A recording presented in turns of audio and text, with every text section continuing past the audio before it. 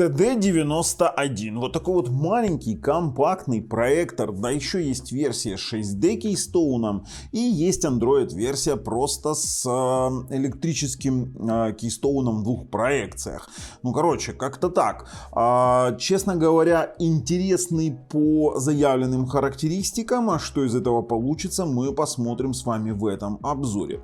Сейчас мы перейдем с вами на распаковочку, потом вернемся на наш рабочий стол и посмотрим, сколько оно стоит на Алиэкспрессе. Ну и, конечно же, потом посмотрим тесты и уже там же сделаем резюме. Так что обзор вот этого Tandil TD91W или простого, тут в принципе уже выбирать вам, что вы будете покупать, я вам расскажу разницу, на канале Технозон. Поехали!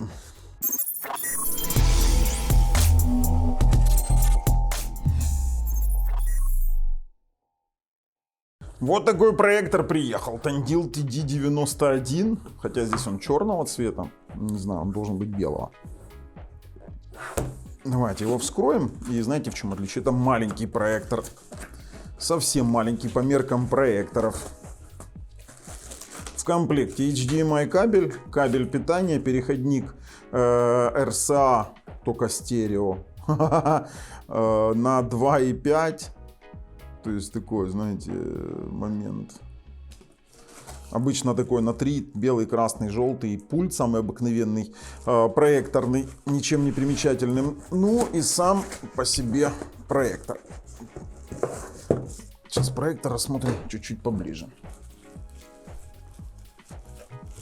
Итак, что мы имеем? Маленький, достаточно интересный Tandil. Спереди у нас окошко инфракрасного порта. Есть вот такая вот пластиковая крышка, хотя без шнурочка.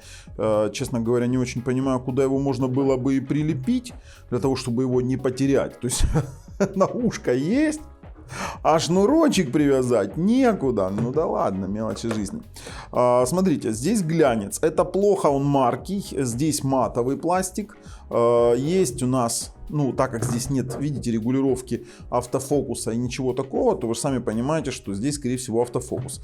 Резиновые ножки, крепление под, видите, под винт у нас есть. Вот такое крепление. Дальше у нас есть один порт HDMI, есть у нас разъем 3.5, аудио-видео выход, USB и сзади тоже инфракрасный порт есть. Также у нас здесь есть, видите, съемная вот такая штучка с пыльником, то есть пыльник чистится, при этом чистится без проблем. И мы видим здесь динамик. Динамик достаточно слабый, предупреждаю сразу, чтобы не было иллюзий каких-то. Все, собрал. Больше ничего такого у нас тут нет. Есть сверху кнопка одна центральная, и есть F и еще одна F. То есть здесь, ну, скорее всего, фокус так регулируется. F это может быть только фокус. Но давайте так. То есть вы поняли, что он из себя представляет. Давайте перейдем теперь на Алиэкспресс, а потом уже на тесты. Итак, смотрим. Версия с 6D Keystone, это Android версия, она стоит 179 баксов, а версия обыкновенная с мультискрином стоит 154 бакса. Теперь, это HD, это не Full HD проектор, это HD проектор, и давно я вообще их не тестировал. Честно говоря, немножко у меня есть сомнения в том, что он будет хоть как-то нормальным. Для презентации он не подходит сразу. Я думаю, что для мультфильмов. Кино, конечно, тоже попробуем посмотреть. Но 720p это совсем уже такое дно для 2023 года. 5000 люмен, контраст 5000 к 1 и большой экран, максимум 120 дюймов. Линза не та для того, чтобы развернуть на 200 на 300, да и HD сам по себе разрешение не позволяет этого сделать. Поддерживается, видите, в TD91 мультискрин версии Zoom 75-100% и вертикальный Keystone на 40 градусов электрический. TD91W позволяет, ну они, видите, как пишут, support up Play Store, то есть, ну я сомневаюсь, что там Play Store есть, особенно на вот этой вот платформе Cortex A35 с 1/8. Можно загружать, устанавливать приложения, и есть у нас Zoom 50-100% и 6D Keystone с 4-точечным угловым электронным Keystone коррекцией. Дальше разница Android версия и мультискрин. У мультискрин есть Zoom 75-100%. В Android версии 50-100. Keystone плюс 60 градусов, в Android версии мультискриновой плюс-минус 40. Есть беспроводная синхронизация, 5 ГГц Wi-Fi и там, Bluetooth есть фокус, который настраивается ручками, и есть Android 9, а в мультискрин версии нет. И авто Keystone тоже в мультискрин версии нет. А в ND есть. Но, конечно, единственное расстраивает вот этот вот 720p нативный. Ну какой он нативный FHD, то есть это обыкновенный нативный HD. Это все, что они заявляют. Но если 5000 люмен, я сильно сомневаюсь, что на 720p можно что-то смотреть. Напишите в комментах, кто из вас вообще что-то смотрел. Вообще, слушайте, ссылка на проверенного продавца лежит в описании под видео. За такую цену я сильно сомневаюсь. А еще подписываемся на канал и нажимаем колокольчик. Короче, хочу переходить уже на тесты. Что-то я прям подвис. А там же сделаем уже выводы, стоит или не стоит. Ну, я только включил проектор, но сразу хочу отметить некоторые моменты. Это достаточно крутая яркость в том плане, что для столь дешевого проектора я не ожидал, что он будет достаточно ярким. Давайте мы сейчас 99% затемнения. Мы сейчас добавим света. Сейчас у меня открываются роллады, и мы сейчас увидим. То есть сейчас у нас 25% осветления студии. Давайте, вот пошло светлеть. Пошло еще вот где-то 30% осветления студии. И вот сейчас будет 100% осветления студии. То есть это полностью открытые окна, дневной свет. То есть мы видим изображение. То есть полностью дневной свет. То есть мы видим нормальное изображение. Закрываем, будем тестировать на нем. Ну, конечно же, без света. Проекторы смотрят обычно без света, просто нам нужно было это протестировать. Следующее, что сразу же хочу отметить, это то, что фокус здесь не авто. Он мануальный, но электронный через кнопки. То есть нажимается, вот появляется такая фокусная картинка, которой вы регулируете четкость самой картинки. По поводу интерфейса. Интерфейс чистый Android с какой-то непонятной оболочкой, при том, что в отличие от других проекторов, которые я видел, здесь даже есть у нас Play Market. Смотрите, я сейчас перейду в свои приложения. Вот, пожалуйста, у нас есть Google Play Store, при этом Google Play Store старый Android TV, поиск в нем не работает, можно выбрать только то, что есть в рекомендованных, потому что как только мы начинаем пользоваться поиском, выбрасывает, куда-нибудь выкидывает, смотрите. Там, например, мы в объем коде будем искать через поиск, попробуем его установить, там, коде, как только нажимаем на приложение, выбрасывает. Но при этом, если мы выберем в перечне рекомендованных, то, конечно же, оно все работает и устанавливается. Ну, как бы реализовывали они как могли. Я установил здесь AIDA, Megogo, VLC Player, потому что здесь обещают, что он сможет декодировать AC3 кодек, то есть декодер у нас есть там AC3 через VLC. Но начнем с самих настроечек. У нас есть вот такое вот незамысловатое меню. Если мы понажимаем «Домой», то у нас будет, смотрите, вот такая вот штука. Тут заявляются Netflix. Конечно же, это черный Netflix, для которого нам понадобится мышка, и ни о каком качестве не может идти речи, но дело в том, что мы и не получаем здесь качество на 720p проекторе. Кстати, это первый проектор, который 720p мне более-менее нравится по изображению, объясню. Они здесь очень как-то хитро сделали какое-то такое более-менее сглаживание и четкость картинки, вот как по мне, на уровне Full HD. У меня такое складывается ощущение либо Full HD, те, которые там, грубо говоря, выпускают Tandil не настоящий, либо 720p настолько настоящий, что действительно неплохо показывает. Из того, что у нас здесь есть в параметрах, нифига нет интересного, есть только условия эксплуатации, и, кстати, можно отключить рекламу, здесь реклама сыпет, она просто отключается. В источниках можем выбрать источник, USB можем выбрать USB, мы сейчас будем там тестировать, и в настройках у нас тоже немного. Есть настройка Wi-Fi с поддержкой 5 ГГц, есть настройка Bluetooth, настройка проекции, это значит, что у нас здесь есть, смотрите, режим проекции стол, можно его поворачивать, у нас есть винт крепления, можем в принципе его замонтировать куда-нибудь. Есть гирогоризонт, он сам автоматически по гироскопу обрезает, выставляет, грубо грубо говоря, наш горизонт. Сейчас оно все абсолютно ровное, при этом абсолютно нет смазанных углов. Я очень удивлен. То есть они пошли в уменьшение, грубо говоря, качества матрицы, в ухудшение качества матрицы, но при этом смогли забить вот этот вот момент размытия по краям за счет уменьшения размера линзы. То есть они и фокусное расстояние ближе, и размер линзы меньше, поэтому эффект линзирования тоже меньше. Также есть четырехточечный ключевой keystone, то есть мы можем здесь по точкам, видите, можем как угодно его настраивать. Давайте сбросим, потому что у нас все здесь идеально настроено на сейчас. И расширенный keystone можем делать либо вот таким вот образом, просто-напросто по горизонталям и по вертикалям. Также можем делать цифровое увеличение, то есть по сути можем делать уменьшение, увеличение. Если он стоит, допустим, слишком близко, мы можем сделать его короткофокусным. Но это очень-очень простым языком. Есть установка даты, обновление системы, настройка языка. Из языков здесь есть, смотрите, у нас только такие более-менее известные, включая русский, но при этом вроде как нет украинского. Нет украинского, к сожалению. Также здесь можно выбрать метод ввода. Это будет у нас там либо Remote Control, либо подключенное другое устройство, если оно подключено. Больше ничего здесь нет. Есть раздел музыка, видео. Конечно же, здесь особо не на что нам тратить свое время. То есть есть какие-то приложения. Давайте посмотрим, что из себя представляет сам по себе проектор.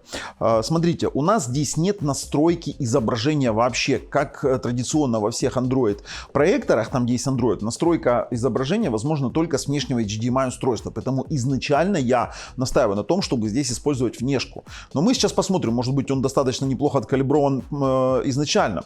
Построен он на платформе HiSilicon, достаточно неплохой для его требований. И знаете, что здесь самое интересное? Всего памяти оперативно 1 гигабайт. За счет урезания Google сервиса у них свободно 612. Я, честно говоря, удивлен, как они так сделали. То есть памяти в принципе достаточно. За отображение отвечает Mali 450 MP, и центральный процессор у нас HiSilicon 3751, это 4-ядерный Cortex A53 по 1 ГГц. Для 720p или Full HD декодирования более чем достаточно. Доступа к температуре абсолютно нет, и неплохой у нас, неплохой, относительно неплохой 5 ГГц модуль для Full HD с коннектом 180 Mbps. Дальше. Пробуем с вами на качество изображения и на качество картинки. То, что все изображение влазит, это факт. Я вижу сразу лесенку, так как это... Слушайте, а неужели он откалиброван? Смотрите, я по яркости я вижу все квадраты, вернее прямоугольнички все, и 4 вижу тоже еле-еле. Камера не передает, сразу говорю. 4, 8, 12 вижу. И по контрасту то же самое. Он откалиброван с завода, поэтому здесь нет качества картинки. Скорее всего, в калибровке нуждается только у нас внешний источник. Девушки выглядят, такое тускловато, конечно, то есть все-таки, да, HDMI внешний нужен. По базовым цветам голубые, белый. Белый, кстати, неплохо смотрится вообще. Минимальное затемнение по углам. Это все из-за малой вот этой вот линзы. Красный. Вернее, это даже бордо, наверное. Здесь у нас, лесенка видна, само собой. По градациям. Основные цвета вообще отлично передаются. Еще один белый. Желтый, зеленый. Вот красный. Вот на красном обычно хорошо видны вот по углам, здесь такое, 2-3% затемнения из-за линзы, не более. Сейчас посмотрим искажение, мне интересно. О, черный. Нормально. При том, что я все-таки тестирую даже не в самой полной темноте. Ой, слушайте, все цвета вообще различимы. Все цвета, и зеленый, и синий, все кубики вообще различимы. Отлично. Это базовый тест. И здесь все различимо. И здесь различимо. Я удивлен. Не, в синем вижу чуть квадраты. Вот видите, вот эти прямоугольники, там должны быть видны квадратики, которые еле-еле отличаются. В синем есть небольшой у нас прогон, поэтому в синем нужна коррекция небольшая. По яркостно-контрастному анализу тут все отлично. Я удивлен вообще на самом-то деле. Если бы он был Full HD с такими вот моментами, было бы вообще отлично. Здесь все отлично. Яркостно-контрастный анализ тоже. В зеленом тоже. В красном и синем отлично. Так. по размытию, ребят, по углам размытия нет. Вообще. Вот что камера, я вам сразу говорю, и в камере линза, и тут линза, по углам размытия нет вообще. Это из-за маленькой линзы и из-за короткого фокуса. Он не позволяет делать экран больше там 120-150 дюймов. Но при этом видно, что это 720p, видна лесенка. Однако, знаете, вот по-хитромудрому как-то она видна. Сука, она смазана. Она смазана лесенка. То есть такое ощущение, что я смотрю Full HD проектор. Да, действительно, по углам нет размытия. Давайте посмотрим ветки. Слушайте, это чистый 720p. Мне нравится, как это выглядит. Смотрите. То есть это 720p, он выглядит получше, чем, допустим, я обозревал там 93-й тандил, в Zatco C3 обозревал, он показывает лучше. Вот видно, знаете, на чем? На буквах, буквы кубические становятся. И в YouTube я потом вам покажу один момент. А вот по картинкам так вообще, слушайте, вообще размытия нет. Вообще никак. По тексту, и текст читаемый даже в углу, который белый, до 14, ниже 14 читать невозможно, он сливается из-за низкого разрешения, из-за 720p. При этом у нас обыкновенный читается легче, чем Bold, Bold смазывается. White Courier вообще невозможно читать после 18. В черном, вернее, черном на белым на черном, черным на белом до 14 читаемый. Как презентационный проектор он не подходит. Все, ребят, давайте посмотрим на видеообразцы, объясню, в чем вопрос. Хочется проверить, есть ли в нем нативные 24 кадра. У нас есть 24 кадра Motion Test. Нет, 24-кадрового режима здесь нет. Он изначально все это дело выдается стробоскопом. То есть такое себе. Смотрим возможность декодирования огромных фильмов и Dolby через AC3. Давайте сейчас посмотрим. Ага, аудио no support. Стоп, он вообще видео, он не захотел вообще? Так это получается через VLC надо играть. Давайте сейчас пойдем в VLC. Через стандартный плеер не захотел. Хорошо, давайте пробовать через VLC. Сейчас попробуем. Да, добавить SDA 2. И пробуем 73 гига, 4К фильм. Оно будет звук, не будет? Есть звук. Он Dolby профигачило, изображения нет. Ага. То есть 4К фильм он не может декодировать 4К. Вот это проблемка. То есть просто нет декодинга. А ну подожди. Full HD. Full HD. Да, он может только декодировать Full HD. Сам по себе проектор декодировать 4К не может. Вы должны это понимать. И вот это вот 720p дает... Ой, слушайте, звук такой плоский, но громкий. Знаете, вот как у телевизора Xiaomi. Вот один в один звучит. Поэтому дает чуть-чуть эффект пластилина. Это я сейчас покажу на своих роликах. А ну подождите, я тут хочу один тестовый ролик глянуть. Не ролик, а тестовый файлик. Я его сам создавал. Я вам сейчас скажу, Full HD это либо они 720p так прикольно сделали. Вообще нет, все понятно. Это точно не Full HD. Должны быть круги цветастые. Ну ладно. Очень плохо, что на главный экран плохо выводить свои приложения. То есть вам необходимо идти в раздел свои приложения и клацать вот этой вот фигней. Сейчас пробуем стриминг какой-нибудь по типу там Свит ТВ. И, само собой, IPTV, там, вот в нем OTT попробуем, и ютубчик. И уже перейдем на внешнее устройство, попробуем, как он работает. Смотрите, вот о чем я говорю. Если я сейчас перейду, допустим, на свои видео, смазанные картинки, текст на предпросмотре читается нормально, только мелкий уже не читается. То есть мне, в принципе, нравится, как выглядят мои, но это сразу выдает, что это 720p.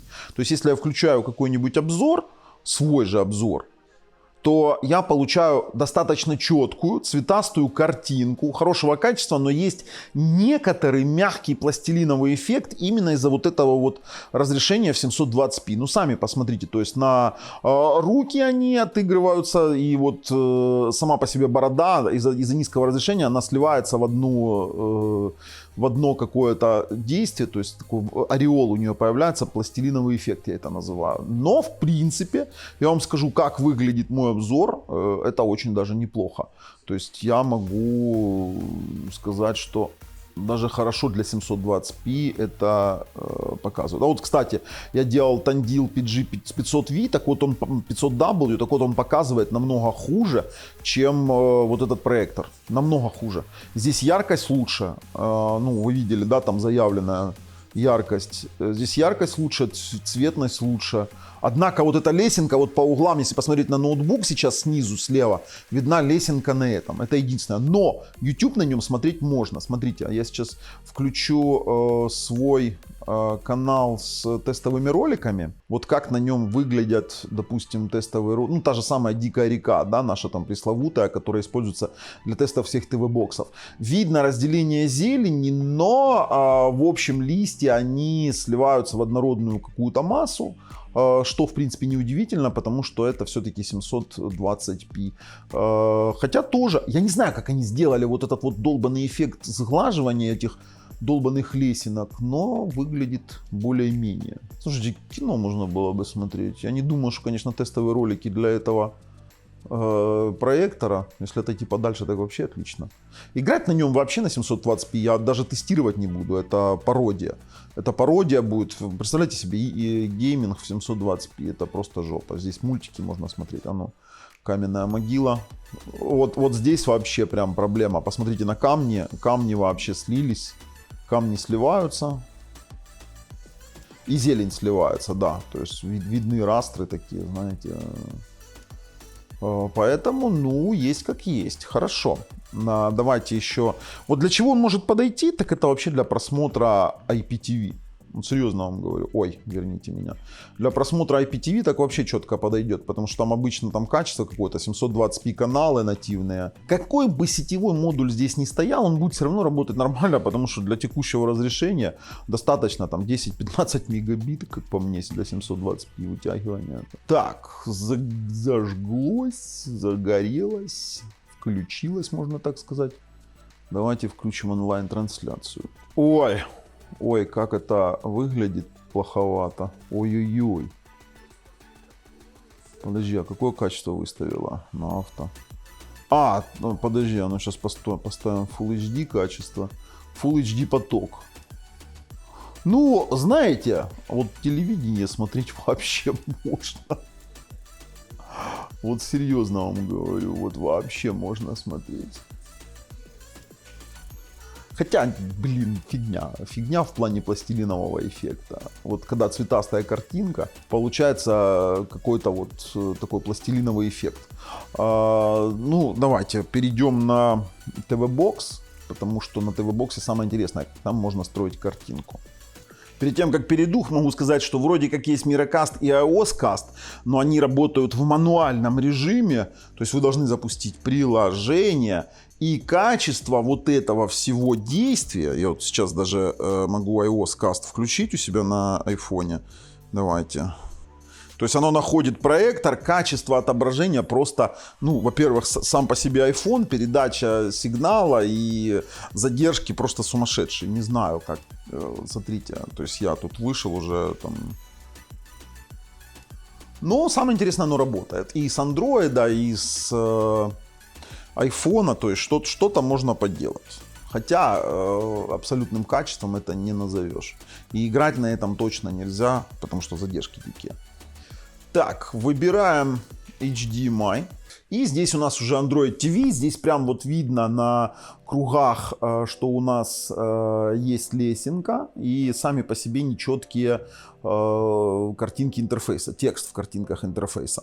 Давайте посмотрим, какие разрешения он поддерживает. То есть, ну, то, что он HD, он должен поддерживать как минимум Full HD разрешение. Разрешение экрана. Он Full HD поддерживает до 60 Гц. Но это уже нормально. Значит, он декодирует максимально до этого уровня. Ни о каком HDMI цик идти не может. Сейчас мы с вами поставим 24 кадра. Объясню для чего. Для того, чтобы проверить, есть ли у него 24-кадровый режим. Хотя он и выбил, что он переключился. Это ни о чем не говорит. Включаем 24-кадровый Motion тест, и он такой же лагучий, как и был, то есть 24-кадрового режима здесь нет, к сожалению. Пробуем фильм, ну, допустим, тот же самый 4К, как он будет выглядеть, будет пластилин или не будет. Это прям интересно. Потом картинки погоняем с вами, посмотрим, как он строит для HDMI. Картинку можно строить. О, ну, в принципе-то своем. Опять же, воспроизводит, но с пластилиновым эффектом долбаным. Ну, смотрим.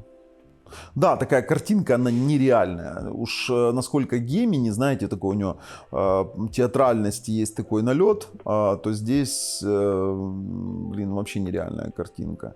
То есть я не скажу, что она плохая. Вот этот проектор можно было бы позиционировать как такой самый мега бюджет для кино, с учетом отсутствия расплытия по краям. Для мультиков вообще идеально, я вам честно говорю.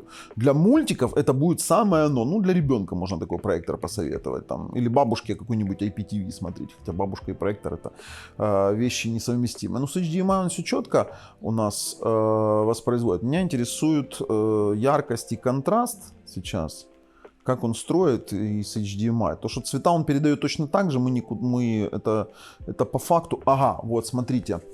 Хотя он с HDMI тоже по ходу строит нормально. Он уже откалиброван. Но при этом, если мы вызовем вот такую штуку, то мы сможем с вами менять яркость, контраст, насыщение и четкость. Также мы можем менять оттенок в пользовательских режимах. Хотя нет, оттенок не меняется. Вот так вот. То есть оттенок вообще никак не меняется. Даже в пользовательском режиме. Мягкий, яркий, стандарт. Ну вот сейчас мы яркости чуть-чуть добавим, чтобы было видно. Вот, 4 появился. Да, HDMI строить надо, сразу говорю. Давайте здесь сменим картинку. И контраст здесь тоже строить надо. То есть вот 251 появился. Вот, в принципе, у нас... вот, четко откалиброванный. Ну, смотрите, в чем фишка. Давайте посмотрим. Кстати, смотрите. Вот этот вот прикол с тем, что как девушки выглядят. Девушки выглядят вообще здесь четко. Смотрите, какая у них... Здесь намного лучше выглядит, чем просто с проектора смотреть. Давайте дальше посмотрим. Ну, вот здесь насыщение можно еще регулировать. Вот насыщение можно чуть уменьшить. Да, норм. И да, у нас опять же все квадраты видны. Девушки выглядят абсолютно отлично. Так же, как и стандартно. И здесь тоже у нас кожа имеет приятный цвет. Сейчас посмотрим на яркостно-контрастный анализ. Да, мы здесь уже можем не морочить голову. Смотрите, при приближении все квадраты абсолютно видны. Все стандартные цвета видны. И здесь тоже в 60, это 48-шаговый. И в яркостно-контрастном тоже отлично. Но смотрите, давайте, здесь уже нечего смотреть. Он дает такие же самые результаты, как и в самом проекторе по изображению. Если посмотреть, допустим, какие-то мультфильмы в YouTube, то вообще будет идеально. С внешнего HDMI источника работает лучше. Сказать, что он имеет мега идеально... Вот если бы его сделали хотя бы Full HD матрицу, то при подключении компа был бы просто суперовый проектор. Был бы просто суперовый проектор. Я вам серьезно говорю. А так получается у нас, к сожалению, вот то, что получается. 720p. А вот, кстати, через HDMI совсем другие цвета на моем обзоре. Ну, сейчас посмотрим. Потому что он его, наверное, в 4К запихал. Не, в 1080p 60 Гц. Да, нормально, нормально. Ну, сейчас стоит 24-кадровый режим, поэтому плавности нет, конечно же, но это все равно нормально показывает. Но елочка видна. Что я могу сказать? Так, мультики. Я хотел мультики показать. Ну, вот кусочек там, Леш, маленький кусочек возьми мультиков, там оставь. Для мультиков вообще идеален. Данный проектор подойдет. Здесь очень неплохой звук. Знаете, я сейчас мультики вам показал. Сейчас я включу, допустим, свое видео и включу звук погромче. Вы должны будете услышать... Давайте там проектор. Вы должны будете услышать этот звук. Звук хоть и плоский. Вот звук добавляем. Звук, вот, телевизор Xiaomi, вот 100%. Я вам серьезно говорю. Громкий и нормально работающий звук. Не глубокий, без басов. Короче, делаем выводы, ребят. Делаем выводы. Почему? Потому что данный Да, блин, выйди. Я не тем пультом пользовался. Короче, для чего подойдет данный проектор? Данный проектор подойдет для мультфильмов и для какого-то дешевого просмотра IPTV. Не более, не менее, объясню. Ой, опять у нас звук вылез. И для какого-то дешевого просмотра IPTV, возможно, YouTube, сериалов, высокохудожественные фильмы. Так, вышли в главное меню. Высокохудожественные фильмы смотреть на нем невозможно. То есть он дает пластилиновый эффект. Единственное, что на нем можно смотреть, это фильмы с достаточно низким разрешением. Фильмы, у которых либо сериалы, либо от которых мы не ожидаем художественной какой-то ценности в виде аудиовизуальных эффектов. То есть он просто декодирует, просто выводит. Его плюсы в том, что нет размытия по углам вообще из-за маленькой линзы. То есть эффект линзирования, если есть там в каком-то там угле там 1%, но визуально этого на тестах вообще не видно. Хорошая передача цветов и достаточная яркость. Я вам специально показывал заполнение комнаты на 100%. Делает этот проектор в принципе неплохим вариантом для детей и для базового просмотра IPTV. Как домашний кинотеатр он вообще не подходит из-за крайне низкого разрешения 720p. Свое мнение я сказал. Он неплохо у нас имеет 6D Keystone, это позитив, имеет какой-то электронный фокус. В остальном всем данный проектор я не мог бы рекомендовать вне тех сценариев, которые я вам рассказал. С вами был Bubble на канале Технозон. Пока.